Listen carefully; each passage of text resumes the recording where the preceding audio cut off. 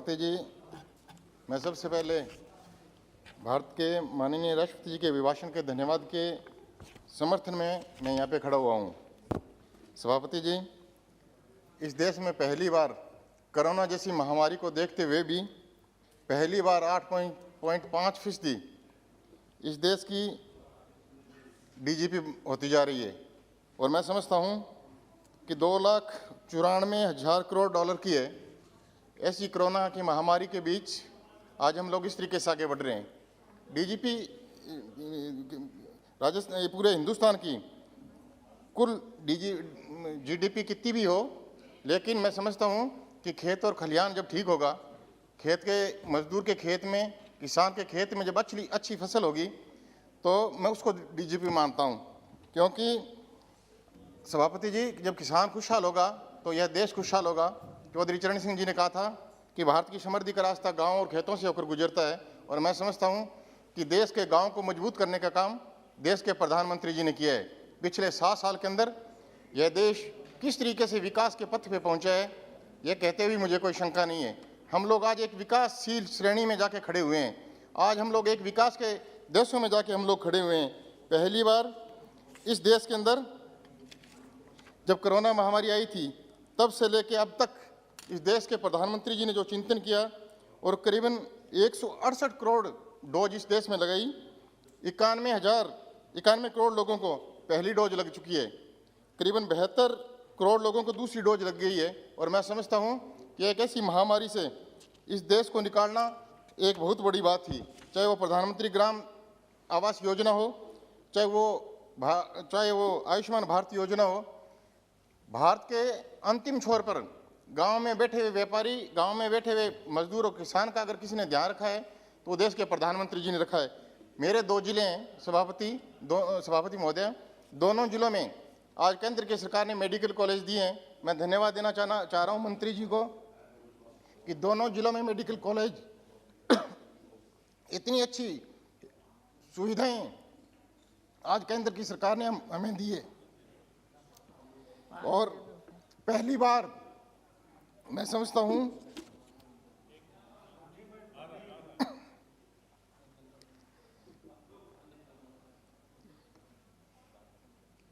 पहली बार केंद्र की सरकार ने पानी पी लो। इस देश के लिए, गांव के गरीब के लिए प्रधानमंत्री आवास योजना की शुरुआत की। आज देश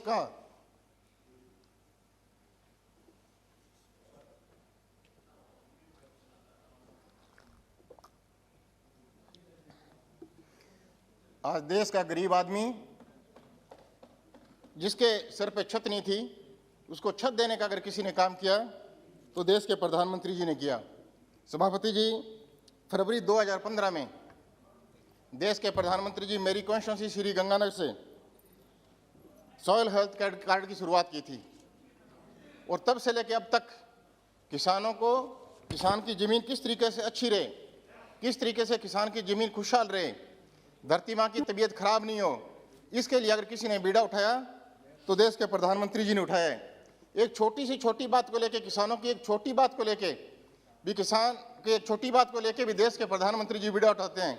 अभी मेरी कॉन्स्टिट्यूंसी में सभापति जी बहुत ज़्यादा किन्नू होते हैं, तो अभी एक स्पेशल ट्रेन किन्नू की रवाना करने का काम इस देश के 70 साल के इतिहास में पहली बार केंद्र की सरकार ने किया है। और मैं मेरी तरफ से, मेरे क्षेत्र की तरफ से मैं धन्यवाद देना चाहूँगा कि एक इतना बड़ा काम, एक किन्नू की ट्रेन बांग्लादेश भेजने का काम, यह भी पहली बार हुआ है। हमारा भारत एक श्रेष्ठ भारत हो, हमारा भारत एक विश्व गुरु बने, इसके लिए देश के प्रधानमंत्री जी ने प्रण लिया है। और मैं समझता हूँ कि विकास के पथ पे पहुँचाने का काम और विश्व गुरु बनाने का काम देश के प्रधानमंत्री जी ने किया है। एक जमाना ऐसा था सभापति जी कि पूरा विश्व भारत का तमाशा देखता था, लेकिन आज पूरा विश्व भारत को विश्व गुरु मानने के उस कदम पे जा पहुंचा है। यह कोई छोटी बात नहीं है। एक बार मुझे अमेरिका जाने का सौभाग्य मिला सभापति महोदय। 1996 में जब मैं अमेरिका गया तो मैंने वहाँ पे देखा कि वहाँ पे सेल्फ सर्विस है, ग्राहक आता है, माल लिस्ट देखता है और माल लेके चला जाता है, पैसे वहीं पे छोड़ जाता है। जब मैं दोबारा हिंदुस्तान में आया तो बस एयरपोर्ट पे लिखा हुआ था कि सवारी अपने सामान की खुद जिम्मेवारी है। जब मैं बस में बैठा तो ये लिखा हुआ था कि जेब कतरों से सावधान।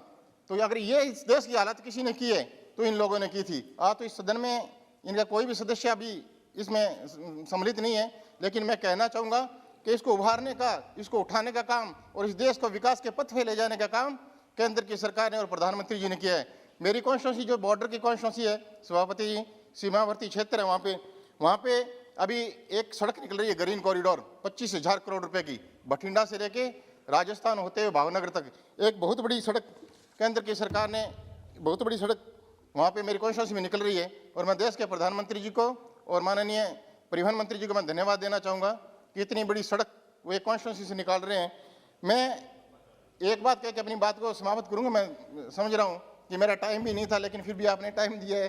तो मैं अभी राजस्थान में रीट के पेपर हुए थे और रीट में जिस तरीके से धांधली हुई थी, अभी वो रीट की एजेंसी वही थी, इस कांग्रेस पार्टी की वर्तमान की सरकार ने 8 साल पहले उसी एजेंसी को रीट का एग्जाम कराने के लिए बोला था, आज भी उसी को बोला है।